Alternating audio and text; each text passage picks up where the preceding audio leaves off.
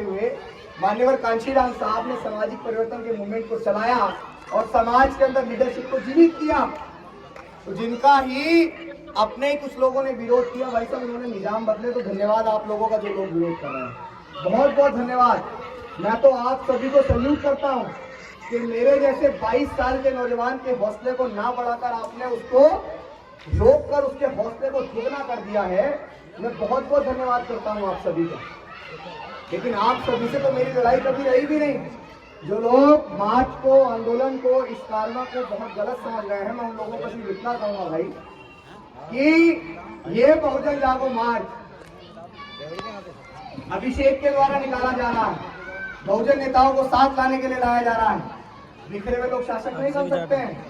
मैं आपसे ये बता दूं कि बेशक अभिषेक के द्वारा चलाया जाए मार्च सफल ना हो, लेकिन बहुजन जागो मार्च अभी सफल नहीं होगा। 2024 के अंदर लोकसभा के इलेक्शन होंगे और इलेक्शन के बाद जब दोबारा से भारतीय जनता पार्टी की सरकार बनेगी, जब दोबारा से मनवादी व्यवस्था की सरकार बनेगी, तो मणिपुर के अंदर जो दंगा हो रहा है ना, वो दंगा आरक्षण और आरक्षण विरोधियों के बीच में हो रहा है, और उस दंगे को वो ट्रायल है 2024 के बाद जब वो पूरे देश में पिक्चर रिलीज होगी और जब आप लोग पिटोगे ना, जब एहसास होगा कि यार अभिषेक निकला था, अगर उसका साथ दे देते तो आज पिटते नहीं।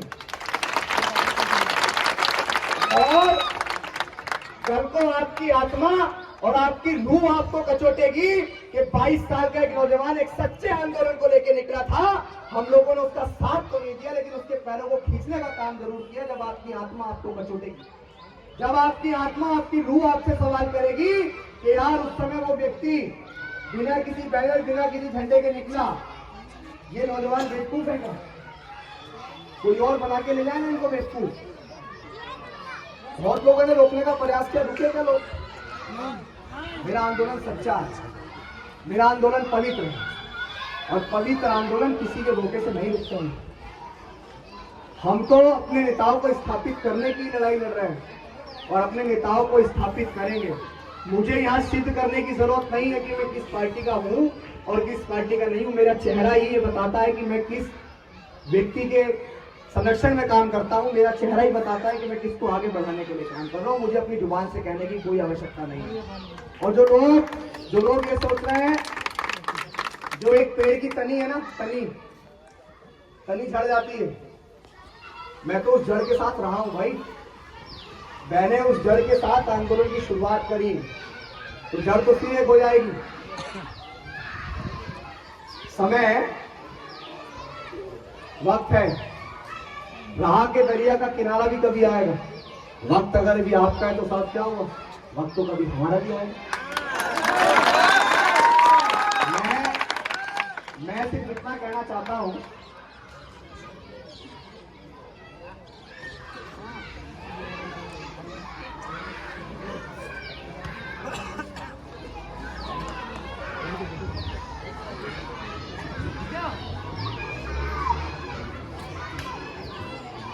आपको ठोकरें ना गिरा पाएगी, वो आपको ठोकरें ना गिरा पाएगी, आपकी मेहनत ना हरा पाएगी, वो आपको ठोकरें ना गिरा पाएगी, आपकी मेहनत ना हरा पाएगी।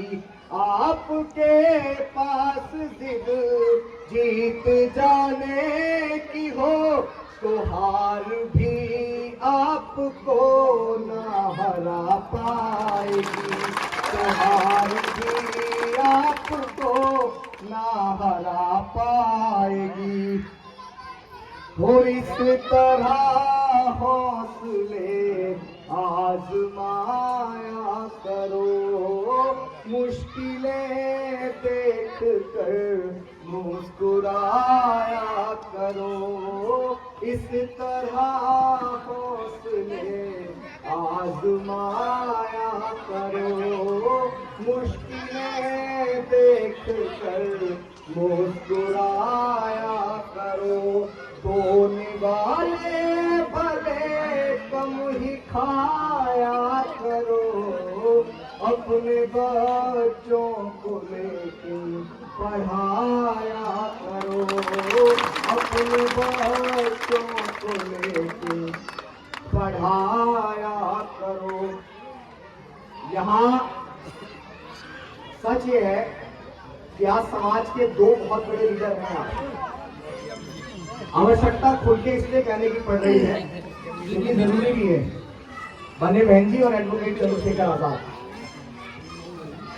चंद्रशेखर आजाद जी और उनके लोहे को, उनकी पावर को आप सब लोग अच्छे से जानते हैं, मुझे बताने की जरूरत नहीं। ताली मार के बताओ एक बार।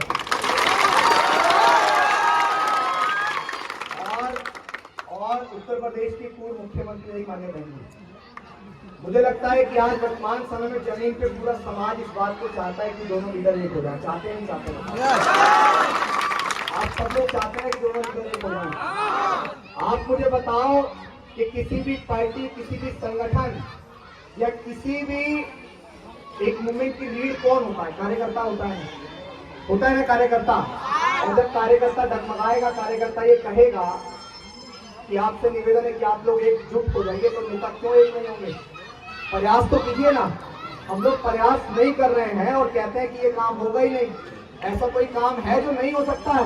बाबा साहब अम्बेडकर ने गले से हांडी और पीछे से झाड़ू उतार दी। 6000 सालों की गुलामी बाबा साहब अम्बेडकर ने खत्म कर दी।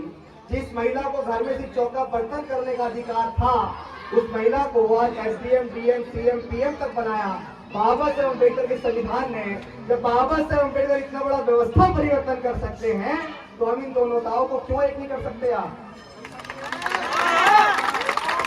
हम इन दो नेताओं को क्यों एक नहीं कर सकते हैं?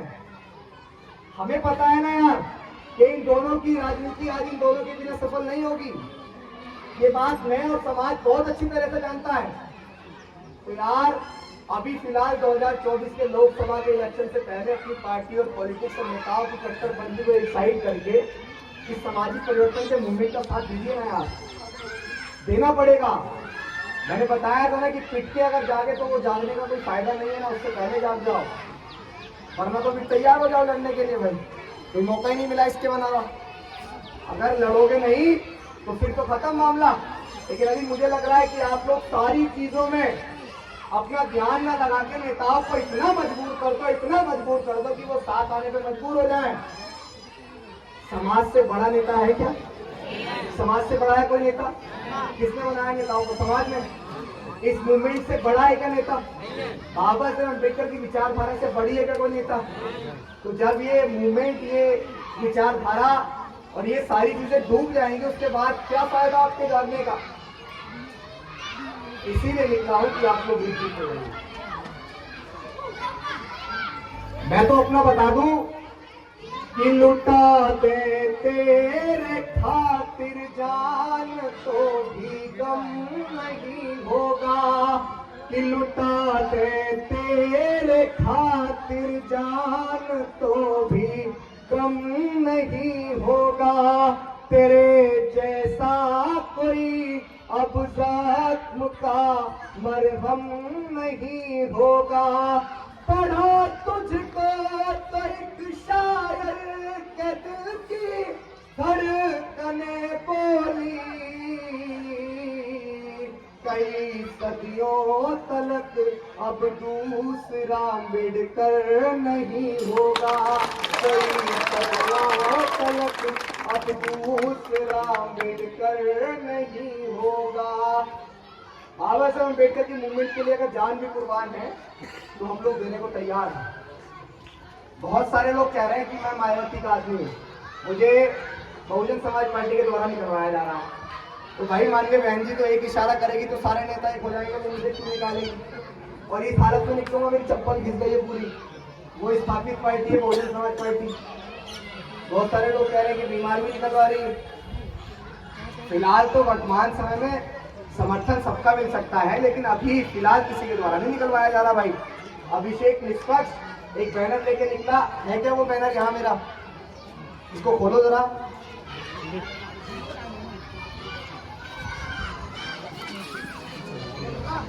देखो इस पे क्या लिखा है? जय भीम, जय भारत, जय मंडल, जय संविधान इनकलाब जिंदाबाद। और क्या लिखा है? बहुजन जागो मार्च बहुजन नेताओं साताओं, जो बाबा साहब की जन्मस्थली महू मध्य प्रदेश से दिल्ली जंतर मंतर तक पैदल मार्च, ये 1400 किलोमीटर का पैदल मार्च है। हम लोग निकले हैं। मैं तो बढ़िया एकदम गाड़ियों में काफिले में जाता था, सब लोग जानते हैं, मंचों पे जाता था, अपनी स्पीच देता था और अपने होटल में रुक के अपने घर चला जाता था। जमीन पे इसलिए उतरा कि आज बहुत बड़ा नौजवान वर्ग मुझसे अटैच है, तो क्यों ना इसका एक फायदा उठाया जाए, क्यों ना जमीन पे उतर के समाज को एहसास कराया जाए कि आपस में लड़के आप लोग कभी कामयाब नहीं होते हैं। हम लोग एकजुट रहेंगे तो कामयाब रहेंगे। हमारा मूवमेंट एक है, हमारा लक्ष्य एक है। हम लोग इस देश के हुक्मरान बनना चाहते तो बिखर के क्यों हुक्मरान बन रहे हैं? बताइए ना साहब, बिखर के क्यों हुक्मरान बन रहे हैं? महू से निकला, ये भी नहीं पता था कि आगे कैसे निकलूंगा। एक गाड़ी भी नहीं थी हमारे पास, तो गाड़ी में तेल लगाने को पैसा भी हमारे पास नहीं था। मात्र 17,000 रुपए अपने घर से लेकर निकला। और आपको लगता है कि मात्र 17,000 रुपए में वो महू से मुरैना तक पहुंच जाएगा मार्च? किसने पहुंचाया पता है? आप सबने पहुंचाया, समाज ने पहुंचाया। 10-10, 20-20, 100-100, 500-500 रुपए का चंदा किया और समाज ने गाड़ी के तेल का खर्चा भी दिया और हम आगे बढ़े। आप मुझे बताओ कि अभिषेक अगर सोशल मीडिया में पैसा मांगे तो क्या लोग पैसे नहीं देंगे? मांगे क्या अभी तक? सोशल मीडिया पे मांगे?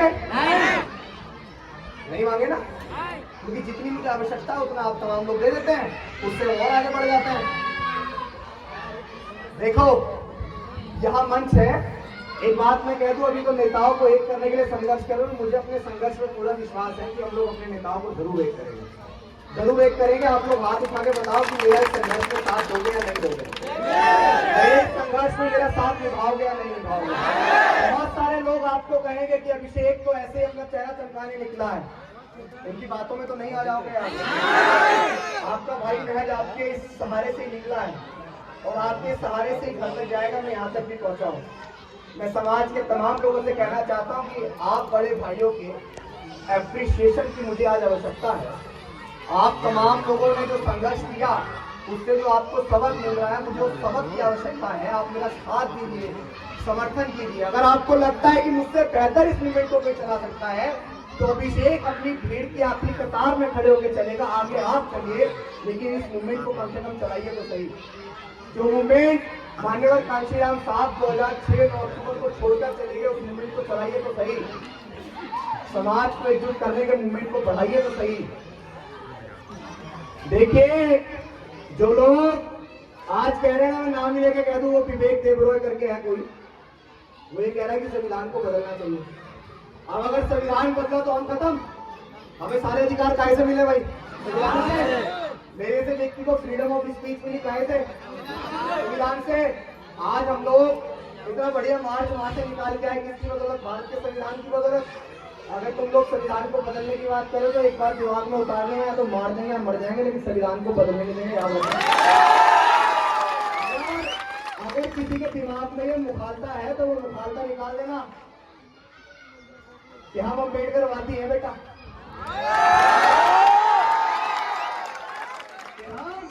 अम्बेडकर वादी है बेटा। मैं ये बात उनको कह रहा हूं, जो लोग भारत के संविधान को बदलने की बात कर रहे हैं, जो लोग भारत के संविधान को खत्म करने की बात कर रहे हैं, कि हम अम्बेडकर वादी हैं बेटा, कि हम अम्बेडकर वादी हैं बेटा। जिस दिन औकात पे आ गए ना तो तुम्हारी सारी गर्मी झाड़ लेंगे और संविधान को बदलने की बात मत करना विवेक देबरॉय, वरना जितनी तुम्हारी लंबाई है, अगर हम भी कानून भूल गए ना तो जितनी तुम्हारी लंबाई है उससे तुमने जमीन में डाल देंगे। भारत के संविधान से बढ़ के हमारे लिए कुछ भी नहीं है। ये तो हाथ संविधान में बांध रखे भाई, वरना हमारे नेता ने भी कहा कि जितने तुम सारे हो इतने हमारे बच्चे हैं, जितने तुम सारे हो इतने हमारे यहाँ सब बच्चे हैं, तो हमारे तो बच्चों के आगे नहीं टिक पाओगे तुम लोग। लेकिन अभी समाज को एक करते हैं, जमीन पे मैं समाज को और आगे लेके जाऊंगा। आप तमाम लोगों के सामने कह रहा हूं, बहुत बहुत धन्यवाद। नहीं तो आवाज बहुत है, ऐसे ही बोलेंगे।